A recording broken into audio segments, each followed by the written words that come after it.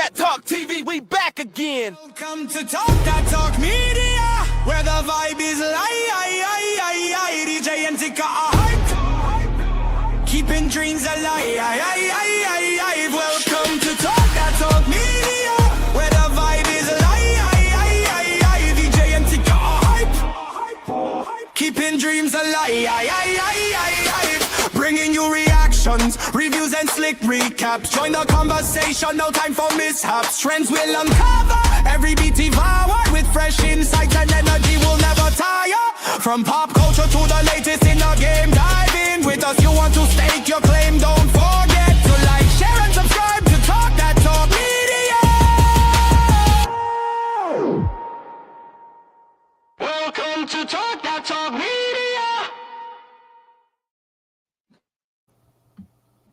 Hey, what's up? What is going on, everybody? What's up, TDT crew / squad? I'm gonna decide which one I want to call y'all because I forgot. But it's your girl Tika. And it's your girl EJ. And tonight, y'all, we are here to discuss All's Fair Season 1, Episode 5. So, EJ, let's just go ahead and get on into it because I know you saw the episode. What were your initial thoughts on this episode? It was crazy. It was actually a pretty good episode. I enjoyed the episode. They had me intrigued. I was like, oh, okay, let me see what's going down. I felt like I already liked Car, but I liked her for all the wrong reasons. But now they're actually trying to give her this like humane side because like Car is one of those people like you can love her or hate her. But if you love her, you probably just love her nonchalantness, her boldness, her just I don't give a damn attitude. Like that's what I enjoy about her. I just like the way she be coming at folks. But in this particular episode, we saw her let her guard down a little bit. And low-key, I was side-eyeing her too over there with Chase. Like, girl, no, stop it. This is not a good look. Right. Absolutely. I'm here with you on that one, EJ. We definitely dove in more her and we got to know a little bit more about her. There's so many things that's going on with her that we just we see the outside of her, we see the side that's super aggressive, the extra of her, but this episode literally broke her down. It showed us who she really is at this moment. And so I was here for it. I ain't gonna even rate it. I was just enjoying the episode as a whole. If y'all enjoyed the episode, drop in the chat. Let us know what you guys thought about the episode. And shout out to Queen, and thank you for tapping in. And shout out to Demetria Richburg. Thank you for coming through. P. Bronson, hey there, hey. Okay, thank y'all for coming on in. And so just like EJ started and we started, we'll go ahead and talk about the one and only Carrington Lane, okay? Because she has some things going on, y'all. And I was just like, oh my God, did I not know at all? First of all, we find out that Carrington has a daughter by the name of Amabel. And Amabel is sort of like her mama. She's a big sarcastic. She's, hell, they twinning, if you ask me. She's very intelligent. We know that much. We find that much out. But we also find out that it's her birthday. And the girl ain't got no friends like her mama. Like they're just alike. They have no friends. So she tries to give her these exquisite cupcakes to try to invite a few people over to the party or to what could be a party. But how you gonna have a party with no friends, right? Well, she says you can invite my nanny, you can invite the music teacher, like anybody except some kids under the age of 65 were invited. She also mentions Sebastian. And she asked her mom, well, why don't you and, Sebastian hang out the way that you used to? Like, what is going on? What happened there? And so we're gonna definitely get into a little bit more of Sebastian. But EJ, any thoughts on the fact that, wow, Car actually has a child? Like, who knew? Okay, that part. I was like, did we miss that part?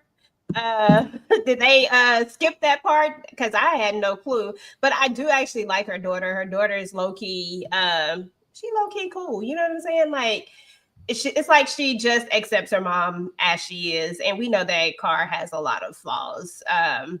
But the baby girl ain't got no friends. That was just sad. I was like, dang. But I'm a loner, so and I know it don't feel like that. I feel like I am very much not that person, but I am okay with being by myself. So I don't know. Having friends is overrated sometimes. It's good and it's bad. I guess I could take it either way, but I did like her. I just hope that she's able to handle it. I like the little conversation they was having when they was in the office. That's what I liked. Well, we're definitely going to get to that because we are literally stepping inside the world of Carrington Lane as well as her daughter Amabel. And mentioning moving on, we see where Carrington has a case. Now she goes to this case, but she's late, and the client goes by the name of, what was her name? Hell, I forgot. Fallow, Willow Fallow. She was a butthole anyway. I mean, like, how can a character represent someone who's like just like her? But that was the case. But with that being said, she was late, and because she was late, Willow was already kind of like side-eyeing her. But then not only was she side-eyeing her, Carrington looks down at her phone, and there's a memory that pops up of her. I'm assuming it's Sebastian. We're going to find out later on that it is Sebastian and her daughter. And it's like 1 year ago. So what happened to this friend? They're building it up for us, y'all, to figure out who this friend is, aka Sebastian. And then we see where she is, she starts to cry. Like, this Carrington actually got tears. Like, I was like, what? Like, she actually cries. So I was just like, okay, oh my God. Okay, they're giving her some feelings. They're making her human. I understand. I see where we're going with this whole thing. Then we also see that she is, she's going up against opposing counsel, aka Alberta Dome, who's portrayed by Lorraine Toussaint, aka Queen Latifah's mama from Equalizer, and so many other projects, y'all. This queen has been in some of everything. But we find out that, after Carl walks out of this, after she basically quits, because she was like, I know you're about to fire me anyway, so I quit.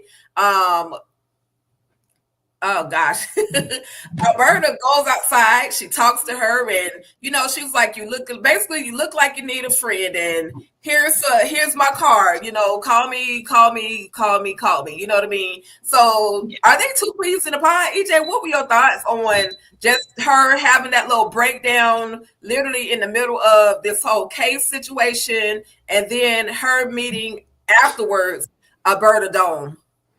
I was like, oh, so she is a real person. Okay. I was, that's exactly what I thought about her initially, because at the end of the day, sometimes Cara doesn't really feel like a real person. It just feels like she enjoys this place that she's in, but it really felt like, nah, I really don't enjoy this place that I am in. And I actually had someone that I really cared about. And clearly something has happened. We don't know at that point, but clearly whatever it was evoked an emotion in her. And we know that she don't really be showing emotions like that. Like, she really piles, like, she really tries to cover things up. And especially in the middle of a meeting like this, she definitely doesn't. I didn't like the way old girl came at her anyway, the little chick who used to play on Once Upon a Time. I don't know what her name is, but I did used to like that show. Once Upon a Time is my show. But that's what she played in. The lady, when she was like, you're late. Listen, she is going through some stuff. Like, read the room, lady. Stop playing. But I love seeing Queen Latifah's mama from Equalizer come up in here. I was like, okay. But I did not like that I didn't like the reasoning. I know I don't really have a strong connection to them other ladies over there yet, but they are still the main cast. We can't just, I can't just be going against them. Like, come on, man. Right. Yep. Yeah, we're gonna talk about it. But we also see where she done slid her little hot tail over there to Chase. Okay. She's over there, and it's almost as if, of course there's an attraction. He's a handsome, sexy man, but she's there more like, kind of like, to me, she wasn't giving that sexual energy. Like he was giving more sexual energy than she was, but she was also drinking, but she was able to restrain herself from like really getting down and dirty, because she was telling him, your hair is greasy, like you need to wash your hair. And he was saying, well, basically wash it for me. And so they literally do just that. He sits down, takes his little pants off, sit down in the chair outside. That was a dope ass shower too. I can't even lie. That was a nice shower on the outside where the pool was. I know it's like the little pool shower. So she sits down in the chair. She was washing his hair. She was getting all sensual, and he kind of getting turned on by the situation. And I was just like, Cara, you better not. Like, I already don't like you sometimes, but you better not do what it looks like you about to do. And thankfully, y'all, she was able to restrain herself, even though she was drunk as whatever, and ends up getting pulled over by the popo and ends up having to go to the jail cell, y'all. And EJ, what did you think about their moment? The moment between Chase as well as Carl? Crazy. Like what? Like Chase, all he want to do is get down and dirty with any and everybody at this point. I told you that man spreading his seed all over the place. Now you want to spread your seed over here with your lawyer, the lady that's supposed to be helping you with this divorce. Like you're still not divorced yet. You're still in the middle of a big, crazy divorce. So with that being said, how in the world are you going to fix yourself to even try to come on to your lawyer? If this goes badly, then guess what? There is no hope for you, because you won't be able to get another lawyer, especially not as good as Carr is going to be against, the Allure. You know what I'm saying? Like there's no way that this is, or technically she's really going to be going up against, what's her name? Dina. Yeah, so technically you're going to be going up against her. The last thing you want is to lose your lawyer. And why does he think everything has to, like, I feel like this is the way he gets everybody. I feel like this is what he does. He knows that he has this thing about him that's, a little bit of, sexiness. It's like bringing people, we got eyes, we can see, I don't like him, so I don't want to give him any, like, compliments, but my eyes still work. Okay. And at the end of the day, I was just like, Cara, don't do this, do not do this. I just felt like it was highly inappropriate for this supposed to be your lawyer, and then the fact that she had to fight this so hard, like the way I would have, like, sir, I'm your lawyer, this is not gonna happen. Like I don't know. I just didn't like it. I didn't like how she was smiling. I didn't like none of it. And then we already know what he been doing. Yep. He definitely been sowing his seed all over Cali. He got that Cali seed. Okay. Y'all heard the Cali weed? He got that Cali seed. Okay. He been all over the place. But again, she's human. Who knows how long it's been since she been with a man, like a real man, like who knows? Okay. So, temptation is temptation. But again, we're grateful that she was able to restrain herself. He definitely could have messed it up for himself by going that route. Because at the end of the day, Cara giving me, I would get in my emotions about you. So, I would get a little crazy on you. So we are not, sir. We indeed are not going to do this. So anyway, I love her restraint. That's all I can say. But unfortunately, Abu, she ended up getting drunk AF. Okay. She was lit. She was lit. She had way too much to drink. She ends up getting pulled over by the police officer. And she's like literally trying to play with his name, knowing you drunk as hell and can't read this man's name. His name was Officer oh Jesus, I can't even say it. Girl, you can't even say it. Chris Blisky. I'm gonna get it one day. But it was. She said, "Is that what did she say? Is that Russian? No, not Russian. Did she say it was?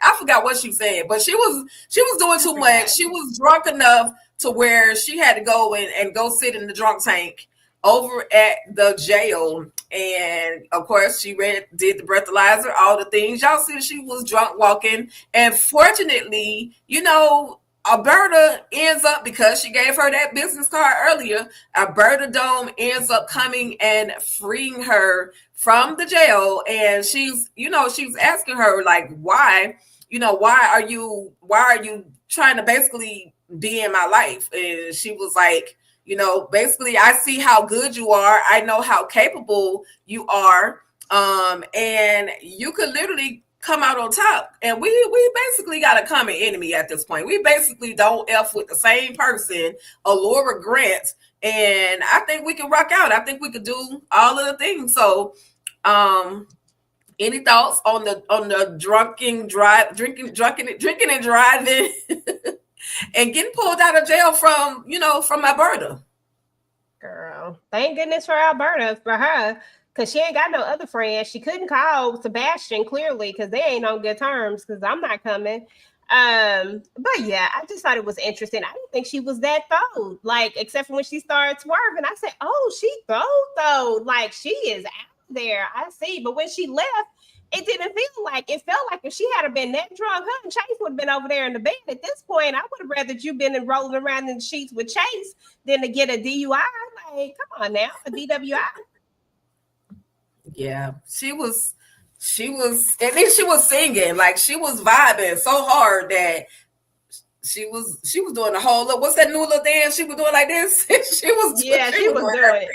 She was doing it. And then we find out, like, okay, so after she gets out of jail, there's another day that goes by, and we finally get to meet Sebastian. Who the heck is Sebastian? So we find out that Sebastian basically was her donor, her sperm donor, who is Amabel's actual biological daddy. And Amabel calls him Uncle Sebastian. So Amabel don't really know that this is her real father, her biological father, but I'm pretty sure this was one of those cases where she went to him and was like, hey, I really want to have a baby. Can you help? And he volunteered to help. But then when he got into the situation with his gay lover, and, she was like, I'm not taking my child over there to your house with your gay lover. You can do whatever you want, but I'm not having the baby involved. And so she took Amabel, out of his life. So we find out that, I mean, they're you can tell they're real friends,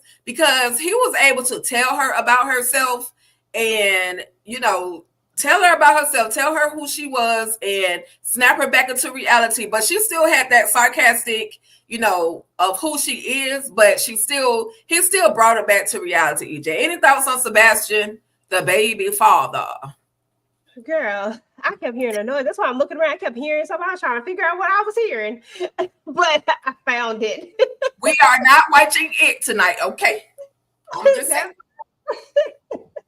Oh my God, that was so weird. But yeah, like, listen, at the end of the day, Car doesn't look like she strikes relationships with people. She doesn't look like she has a significant other, has had time for a significant other, probably didn't even want a significant other. And even if she tried to get one, she probably wouldn't be in the right, she probably wouldn't know how to communicate with that man. She's been so fixed and focused on trying to get back at Allure and the rest of them that all she see is that. And so I don't think she's ever had time to develop any type of relationships like this, right? I don't think there's been a man in her life. And it seems like Sebastian was the man in her life, like probably like a really, really good friend. And a really good friend that when she decided she wanted to have a child, he was like, okay, I'll be your sperm donor. My only question is, did they do it traditionally or did they go to the fertility clinic? I'm just curious. But I was glad that she apologized. He knows her, clearly. He knows exactly who she is. And I think that makes a great friendship, because she doesn't have to be somebody different to be his friend, because he knows that she ain't ish and that she is crazy and that she just is who she is. But at the same time, she doesn't get a pass when it comes to doing things that are disrespectful when you go too far. Because I may know you and I may know who you are, but there is a hard line of where we draw the line at certain things. And I didn't appreciate what you did. And when we found out exactly what it was, like, girl, because he didn't have a backup inhaler, like, are you kidding me right now? It has to be more than this. Like, I don't know if it was more than that. Like, I don't know if there was a jealousy, like, okay, now you're kind of taking my best friend. I don't know. Like, I feel like it just had to be more than that. But if Cara is that petty and if that's what it was, girl, please, like, you didn't want no friends then. That's how I see it.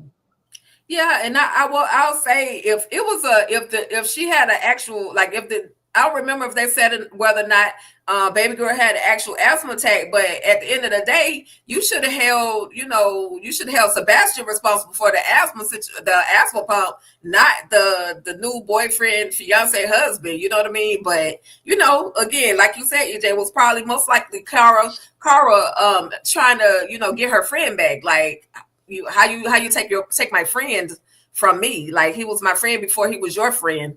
And so, that's what that part was given for me. But lastly, we see where, because like they literally gave us almost a good half an hour on Cara. And lastly, we see where she realizes, and that's the thing I like, she notices that her daughter is not happy at that school. She's just kind of tolerating the school. And she says, well, look, I know you get ready to move to another grade.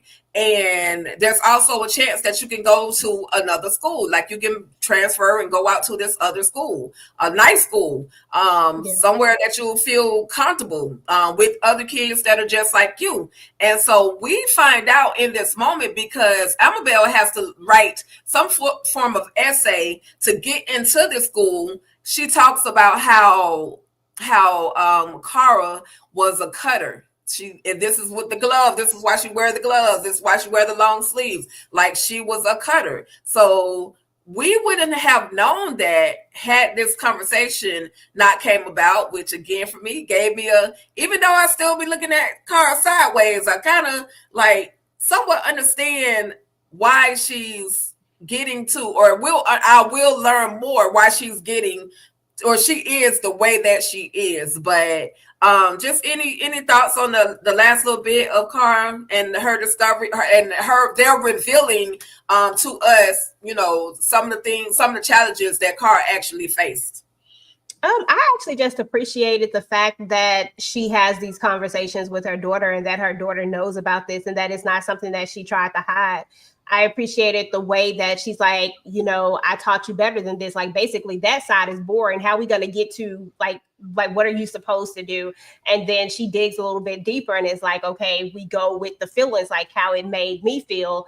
And she says like, I wondered where I would be if, you were to unalive yourself. And that was such a real moment. And I feel like that was such a human moment. I feel like when they show us with her daughter, that it makes Cara actually a human, like it really, really makes her someone that you're just like, dang, she really is just hurting inside. And that really did hurt her when they decided they were going to run off and not take her with them. It's almost like she wants to be chosen and she wants friends. And she felt like they were maybe close, like they may not have been friends, but maybe we were like we're in the same boat together. We're all women at this firm of all these men. So why not, like, why can't you choose me to go with you as well? Like, I actually felt for her at that moment, because that's when it like really, really clicked to me that she just wanted to belong.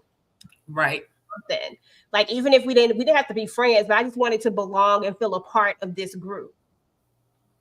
Yeah, absolutely. Absolutely, EJ.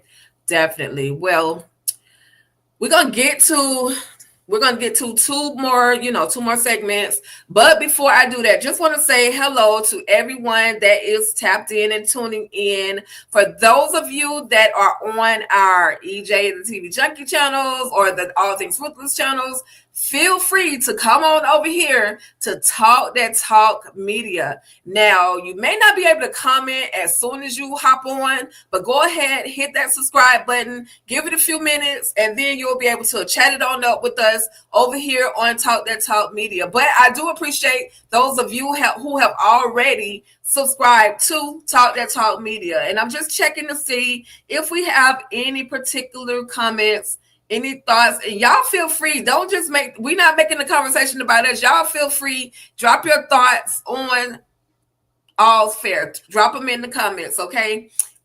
P. Brunson says, that is something I used to tell my children. If you sit in the corner by yourself and play someone will come to you and you are in control of what y'all do during playtime. Absolutely. Absolutely. Very, very right. Very, very wise advice. Hey there, Tamika's Den, Candy Love, Patrice Halson. Hey there, thank you for coming through. David Williams, thank you for coming through. Let's see. Just looking for a couple of more comments, y'all. Okay. Demetria, I haven't watched the show yet. I love watching you, EJ, Ray. Oh, thank you, Demetria. Oh, thank you. See, tonight we're not even arguing. We never argue, Tika. Or disagreeing, agreeing to disagree. Listen, unless it involves that one person. Right. Yes, we already know. I don't even know if I want to come on Sunday because I already know it's going to be some shenanigans. But we're going to get to that. We're going to get to that. But with that being said, again, thank y'all. And now we're going to move on because there was one actual case that we actually, got to see them, practice other than Kara quitting or fire quitting. Like, other than that, we did see another case. And this one involved Brooke Shields. Like, do y'all remember Brooke Shields from was it Lagoon and oh my God, she was that model. She was kicking it with Michael Jackson back in the day. She was all the things. And so anyway, we see where now this I got to ask this question, y'all. Oh my God, you marry somebody for better or for worse, right? Mm-hmm. Then you decide that because that person has Alzheimer's does not recognize you. You basically want to get a divorce. You want to go and live your life. You say that you can't live your life while you're still married to him. But is it true? Can you not live your life? Because you're not the sole provider or the caretaker. Like, he's in a nursing home. So what is stopping you from really going out there and dating or, traveling, as she said that she wanted to do, she wants to be detached. She wants to be separated from him in order to be able to live her life. But her daughter's like, look, I don't care what you're talking about, mama. I'm in charge of his money at this point because you signed a prenup and you try to divorce him. Basically, you're going to be left with whatever you brought to the table, which is a little bit of nothing because they met, straight out of college. So EJ, thoughts on this whole prenup? And is it okay? Like, I thought it was for better or for worse, but clearly with her, it is definitely not given for better or for worse. So what are you thinking? And her name is Juliana Morse. Okay, so I thought this was such an interesting case and actually brings up such an interesting topic that I would love to explore one day with more people, just because it was kind of mind-blowing the way this kind of happened. Because on one hand, you do understand where she's coming from, but then on the other hand, it feels so selfish. So I'm just going to tell you like my overall thoughts. And as someone who is married, the first thing I tried to do was flip the roles, right? If this was her that was at the nursing home and that was going through Alzheimer's and he was the one that wanted, and she had the prenup and he was the one who wanted this, how would this really go to the audience? The audience would probably say that he was trash. They would probably say there would probably be no empathy for him whatsoever, right? And I feel like it's the same exact thing. I feel like the only reason why we have somewhat empathy for her is because the way they present it. It's presented like I'm a wife of 40 years who gave up their career, their life in order to be this wife and mom. When the truth of the matter is that I feel like that's a choice. I feel like if you truly wanted to use that degree and do something different, like you probably could have, like I feel like those are conversations that people should have when they decide to get married and how things are going to work out. Like when we have children, am I going to be at the house? So I feel like that was a choice. So that didn't like sway me. I didn't have an emotional attachment to that, but I get how some people could, right? So overall, when it's all said and done, I just thought it was highly selfish because at the end of the day, when you take those vows, you say for better, for worse, for sickness, in sickness and in health, for richer, for poor, all of those things, right? And if you truly love this man and there was nothing ill that was going on, like all the rest of the cases, the men were just trash. In this case, it doesn't sound like that. It just sounds like he is just a victim of his mind, you know, losing it, you know, and that's not his fault, right? And for you not to be willing to sit this one out and be like, okay, but this is the man that I married and I'm going to stick this out with him. Even your daughter is saying, listen, go travel, go do whatever it is that you want to do. Nobody's telling you not to do that. What we're saying is that you're not going to get this divorce because you're not going to get this money that you think you're about to get. It's almost like the audacity for you to say, okay, well, I put in 40 years and now I want to tap out and I just want you to give me my residuals. Like, no, like, why do you think that you deserve residuals when there's no reason for you to, like, you signed this prenup. You should have never signed the prenup if that's the case. Like, right. And I just didn't have any sympathy for it, Tika. I'm sorry. Like, I wanted to try to find I wanted to find that silver line and try to be like, oh, okay, I can see it from this side or this side. And while in my mind, yes, I can, I just wasn't rocking with it. I just thought it was a horrible decision, a horrible choice. And I thought it was so selfish because the next step is that I'm going to go jump in bed with somebody else. I'm going to go jump and be with somebody with another man. And if he did this, I'm telling you, it just wouldn't play out well. If he did this, it wouldn't even be a thought process. If he did this, he would be the most horrible person in the world.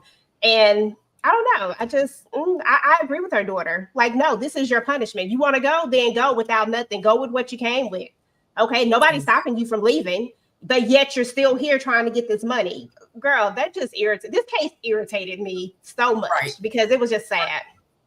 Yeah, it was definitely sad. And then I also kind of put myself, like you said, reverse the role. What if it were a man doing it to the woman? I put myself in the shoes of that man who has that Alzheimer's, who does not really know what's going on, who does not know. Clearly, if they were together for 40 years, she was his heart. You know what I mean? He truly, clearly loved her, regardless of whatever ups and downs they may have had. Clearly, you know, because he only had Alzheimer's for 6 years. So, you know, to me, that was like the ultimate betrayal of her. Why would you do this to him? And Dina was sitting over there saying, well, she shouldn't have never signed the prenup and it should have been for better or worse. You know what I mean? Like this marriage is for better or worse. This is the worst right now for you. And, you know, she just, you know, she was not trying to hear it. Juliana was not hearing it. So yeah, Juliana, I'm sorry, but this was like the worst case, the best case, but the worst case, because it's a real life scenario out there. And I'm pretty sure somebody in real time is thinking about leaving their spouse because they have some type of illness, something that, you know, that they can't come back from.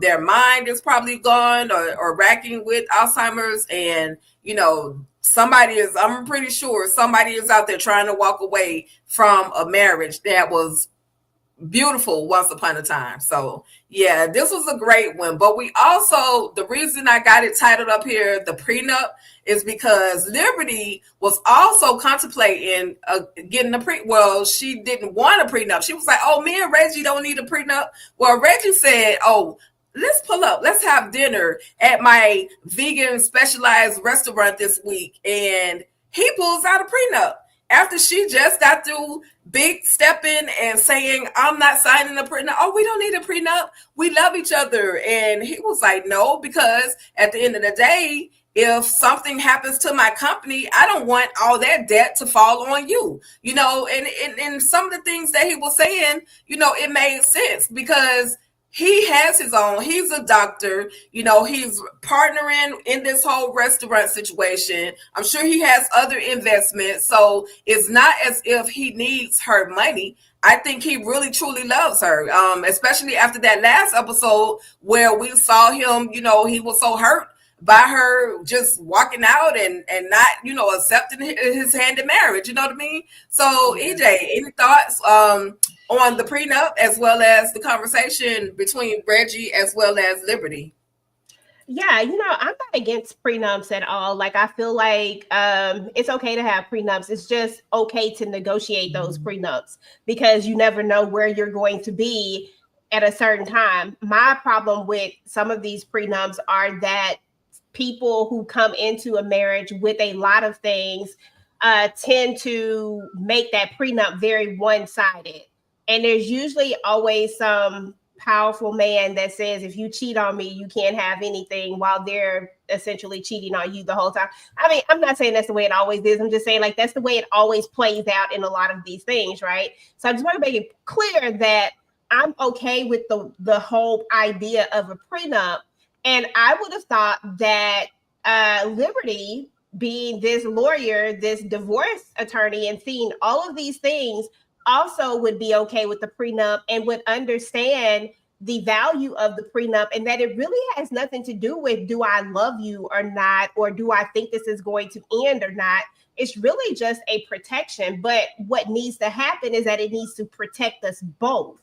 Like, it needs to give us both a solid foundation of, if something should happen, if we get to this point where we no longer are going to be married, because divorce is a very real thing, then how do we separate our assets to make it fair for each of us who love each other right now, very much so. Like, we're at the, like, if we're about to get married, that means that we're at the height of that relationship, right? That point where we just are feeling each other and we ready to spend the rest of our lives with each other. We ain't at that stage when we hate each other yet, right? So while we're here, why not make it just balanced? Why not make it balanced, or make it to the point where it works for both of us? It doesn't have to always be such a negative thing. And I was very shocked that Liberty just didn't want it when she said that they did. I was like, really? You see these divorces all the time. And don't you think that every last single one of those women that walked into that room to get a divorce, don't you think they thought the same thing? Don't you think that they thought that they would be married for forever? Nobody gets married to think that they're going to get a divorce. Like, it's just not what people think, right? Unless I'm just marrying you so you get a green card or something. No, that's the only way that I know that I'm about to run out of here and get a doggone divorce, right? Because I'm not marrying you for love. But people who are in love get married to stay married, not to get divorced. So I was just like, girl, what are you doing? And what are you thinking? Like, you've just seen too much of this. So when he does it, I was like, oh, okay, cool. When he's like, listen, but this is just a starting point. We can change it. We can do whatever. Then that shows you that he's really looking out for both of their best interests. And there's nothing wrong with looking out for both people's best interests. I'm telling you, it's a lot of people who wish they had got a prenup. Sorry, I'm just saying, like, it's a lot of people that probably wish that they had just took the time and stopped being in the mindset of, oh, it's negative. You don't love me if you think that that's not what that is. That is not what that is. Exactly. People have the tendency to say, oh, you're preparing for the worst before we even get started. Like, no, we're not preparing for the worst. We're just, making sure that everybody is good at the end of the day. And I, like you, EJ, I like that he gave her the opportunity to read it and say, hey, we can fine tune it however you feel that we should. So I like that he wasn't just trying to throw this on her and say, just sign it. No, he was like, because of course she was an attorney, she's supposed to read it anyway. And so, he was like, listen, this is what it is. And, I'm okay with it. And I don't know if she thought that by asking him for a prenup, it would make him feel some type of way. I don't know what her reasoning behind not asking for it initially was, but I'm glad. And then her crew, Allura and them, were like, girl, I know you're not about to go into this situation without a prenup. Like, you should know better. So thankfully, Reggie is the man that he is. He comes and they had that conversation. And of course, they probably smashed on the table. Well, I ain't mad at it. Go, Reggie.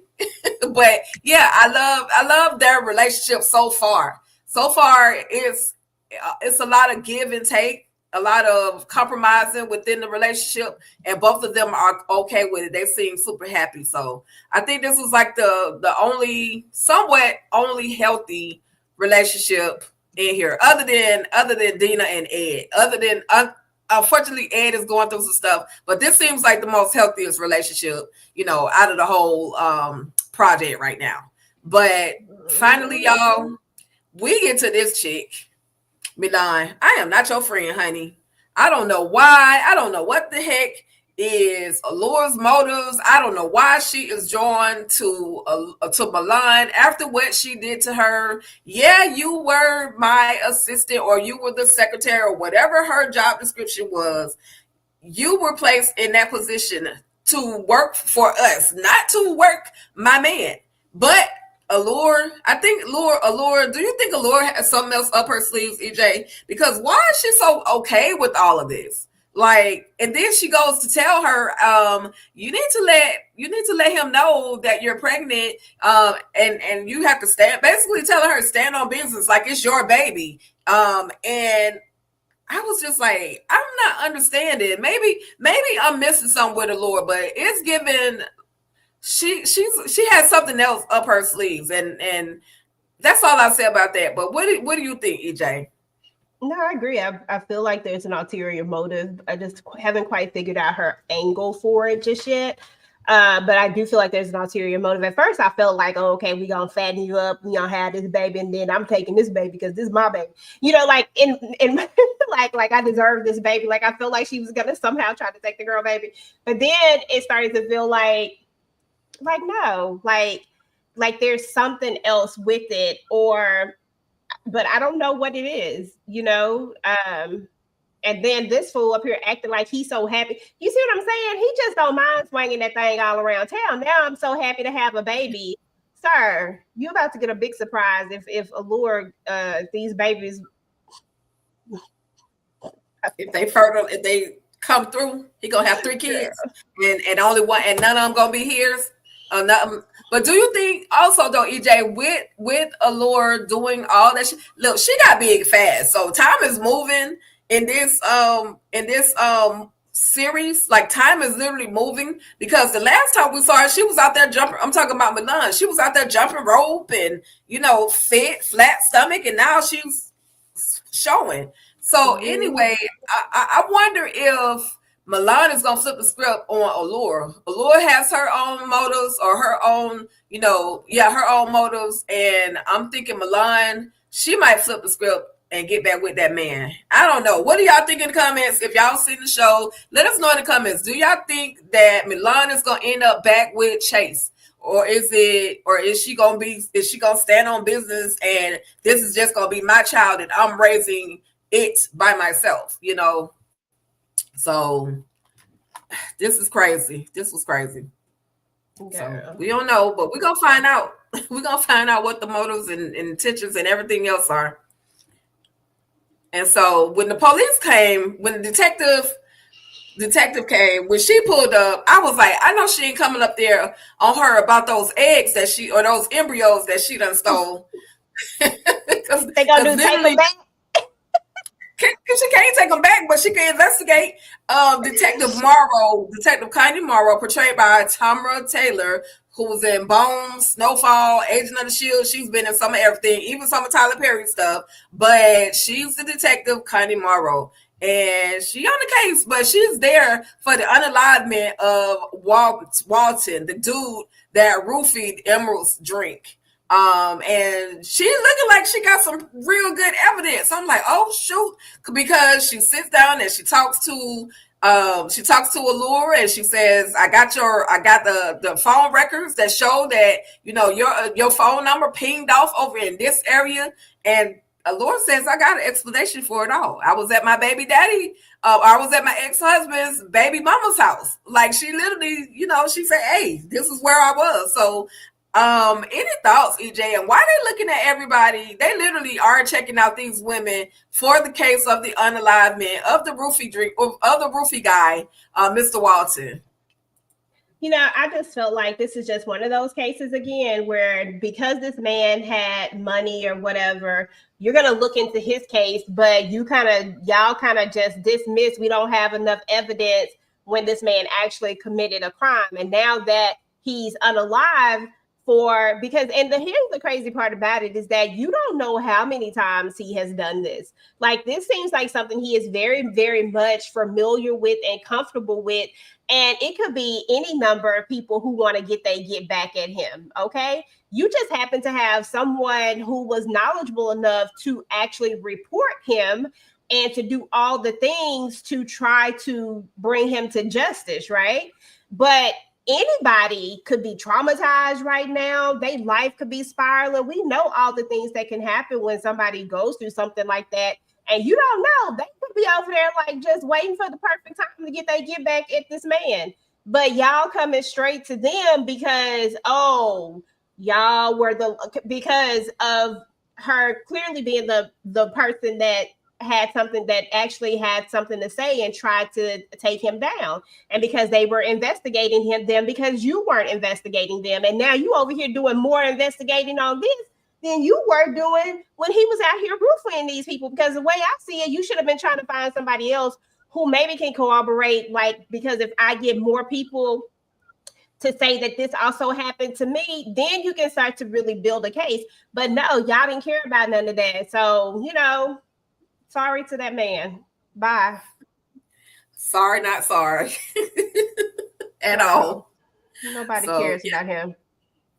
Yeah, but she thinks she found out some evidence, and then Dina walked up in there like, "Oh no, you don't talk to the police without an attorney," and so that was the end of that conversation. But then we also see Dina is dealing with her stuff at home, and unfortunately, and we're about to wrap this thing up, you guys, but we finally see that Ed has let Dina know that the doctor says there's nothing else that can be done. This is it. He told me to say my goodbyes to my friends, my family. And she's like, well, isn't there more trials? Like, aren't there other things that we can try? And he's like, no, this is it. There's nothing else that can be done. So Dina, she is calm, and he was like, I need you to be strong. I need you to be strong. And she's strong in front of him, but then she walks downstairs, prepares her some tea. And honey, that tea did not make it into the glass because she literally smashed and crashed out. She smashed up everything that she could. She threw everything that she could. And just rightfully so, because she's hurt. Like, this is her longtime partner, her husband. Like, she couldn't even cheat on the man, and she went and told him she couldn't cheat, which is why I think she was so affected by the other case of Juliana. I think this is why, because she's like, I'm here and I'm taking care of my husband. It's for better or worse. He's going through all of this stuff, and this selfish woman is over here not really caring or just trying to walk away from her long life partner. So any thoughts? And I absolutely felt so bad for Dina. She broke down. She's always been the strong one, but this was one of those moments she had to break it down. She broke all of the way down. Yeah. This was sad. It was really sad. And I think that case did affect her. You could see it all in her face because at the end of the day, a lot of people, and I'm not saying all people, but a lot of people take their marriage vows very, very seriously. And in sickness and in health really does mean something to them. And if a partner gets sick, you want to be there for them and you want to be there through it all. And regardless of what the diagnosis is, regardless of the knowing that it's probably coming to an end, you never want to feel like it's coming to an end. Like, you never want to have to let go of that person or have to say goodbye to that person or even want to give up hope that you'll have to live life without that person. Like, I could never imagine waking up not having my person with me. You know what I'm saying? Like, I could never imagine that. So I can imagine for her that that's exactly what it is. Like, I don't have a choice but to face this now. I don't have a choice but to have to think about letting go. Like, and that has to be hard and hurtful, especially when the person has decided that they are also ready to just accept it. And that's okay. Like, nobody's saying that that's wrong, but because sometimes you have to come to that acceptance part of it, right? And she knew that he had accepted it. Like, that's the way I read it. Like, you could tell that he had finally accepted it, which is why he's telling her and why he's talking to her and letting her know, because now he really is trying to get his affairs in order and he wants her to be strong. And he knows his wife. And then she has her breakdown, but she can't have that breakdown in front of him because he just asked her to be strong. Now, granted, I don't know about throwing all that glass around Tika. She ain't got no shoes on. She is breaking stuff.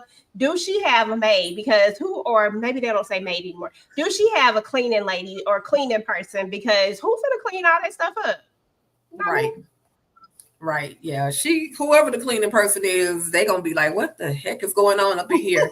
But yeah, I hate this for Dina because she just does her best. She tries to, from what I've seen, she tries to be, a good person. She tries to be that person there for everyone else. And, it's just sad to watch her and Ed have to, to go through this. It's another real life story. People are living and dealing with these things every single day. So I love how Glenn Close literally, she gave it. Like, she literally gave it. The tears were heartfelt. They actually had me choked up because I was like, oh my God. Like, I was feeling her because just one, working in the career that I used to work in, two, having family members that I had to care for that literally were transitioning. You don't have to experience it, but if you have some sort of human or some sort of soul, you're going to feel,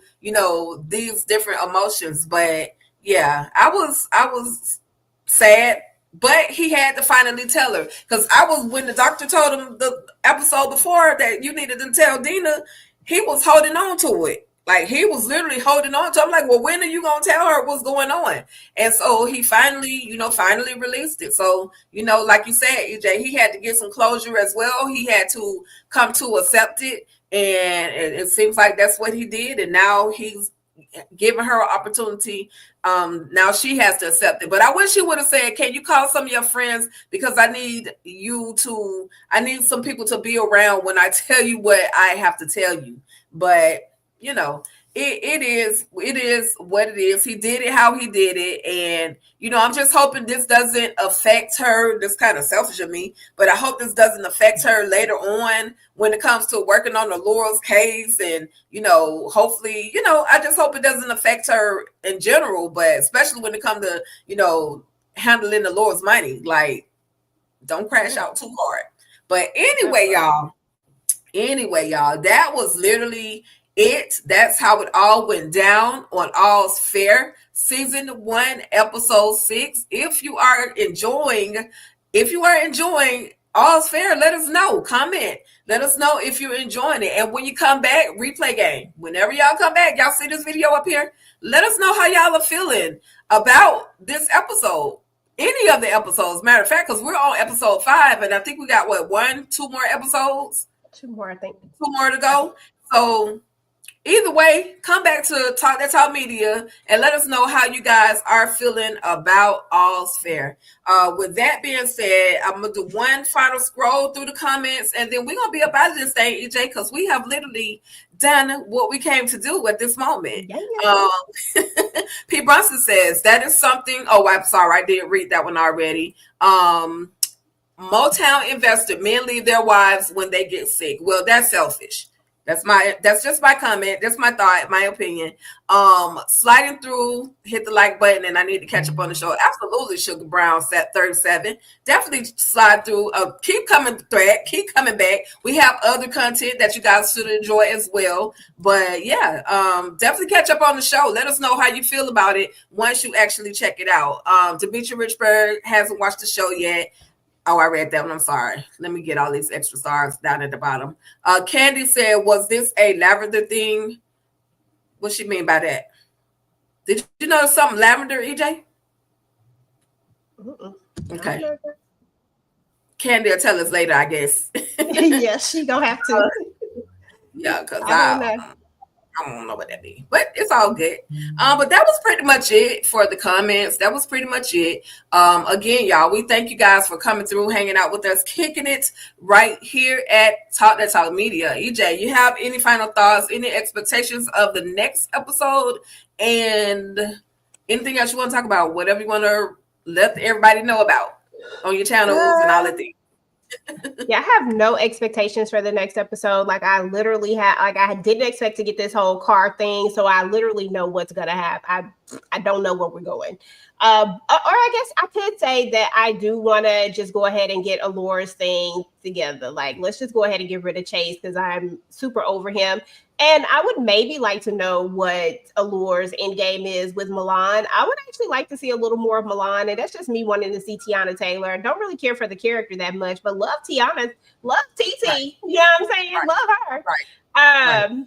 So I would be okay with seeing more of her. I really expected her to be something different in this. And so it just really saddened me that this is what, I didn't expect this. But anywho, but other than that, yeah, I'm enjoying watching it so far. I thought this was probably one of the better episodes. Actually, I thought it was a really good episode. Yeah. And then, and as far as as far as my channel is concerned, just family business. Y'all already know we got to go live tonight to talk about the family business, talk about this latest episode. So please make sure that you come through and hang out with me to talk family business. That's it. Yeah, I will not be there for the family business live because I just already know it's gonna be a whole bunch of slander. But y'all make sure y'all head over to EJ TV Junkie and check. No, I'm just playing. Y'all check out family business. Check out with family business. It was really a dope episode. I can't even lie. I was like, damn, Donna. Thank you, Tika. Like, did you really? But anyway, yeah, definitely though. But for real, no expectations, just like you, EJ, because you just don't know what's going to happen next. Like they give you what they're basically going to give you, and then you have to it's kind of like left to your imagination of what could possibly happen next. There's so many different scenarios that could actually happen, and I'm just here for all of it. I'm definitely here for all of it. And on All Things Ruthless, the secondary channel, I am talking the Oval, all things the Oval. I have a couple more short videos that I'm going to drop for the Oval. I'll be joining the ladies on Sunday for the live discussion of family business. That's if they allow me in. They might just block me because I have a few choice words to say. We'll just see. But just in case. But with that being said, I'm gonna get up out of here because I know EJ has to go and start her next live. And we up out of here, y'all. TDT Talk That Talk Media. We thank y'all so much for coming through. Y'all have an amazing night. Peace. Talk that. Talk that. Talk that. Talk that. Talk that. Talk that.